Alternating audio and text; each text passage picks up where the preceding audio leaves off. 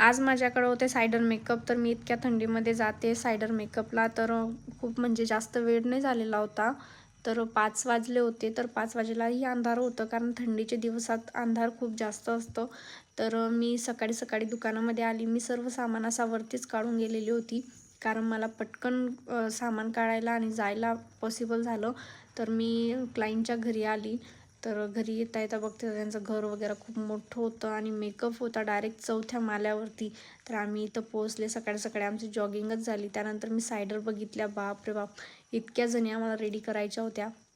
त्यानंतर मी step by step एकेकाला ready करायला घेतलं. एक हेल्पर होती माझ्यासोबत आणि सर्व प्रोडक्ट मी असेच सगळे इकडं तिकडं झाले होते, कारण की ते इतकी घाई करत होते. त्यांना 7 वाजेपर्यंत रेडी करायचं होतं, म्हणजे 5 ते 7 मध्ये मला 8 जणी रेडी करायच्या होत्या. तर 8 जणी आणि एक छोटी मुलगी होती, तर अशा 9-10 जणी मला कंप्लीट करायच्या होत्या, ज्यांची थोडी साडी ड्रेपिंग, हेअरस्टाईल.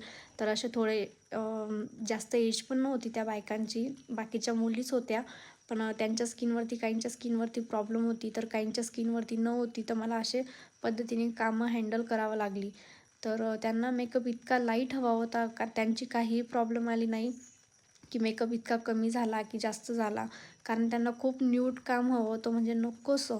कारण त्यांच्या घरामध्ये जे जेंट्स येतात त्यांना मेकअप आवडत नाही असं त्या म्हटल्या होत्या. तर मी त्या पद्धतीनेच त्यांना काम दिलं आणि ही मुलगीलाही खूप, म्हणजे तिची स्किन ऑलरेडी छानच होती, तर त्यामुळे मेकअप वगैरे छान दिसत होता, सेट झाला होता. तिचे हेअर पण खूप लाँग होते आणि त्यानुसार आम्ही तिच्या हेअरवरती हेअरस्टाईल केली. तिनेही आम्हाला थोडं सजेस्ट केलं. तर माझी जी हेल्पर होती, तर तिने त्या पद्धतीने तिच्यावरती वर्क केलं होतं. तर तुम्हाला कसा वाटला तिचा मेकअप तेही नक्की सांगा. आणि बाकीच्या ज्या सायडर होत्या, मला असं वाटलं खूप जास्त वेळ झाला का, पण नाही.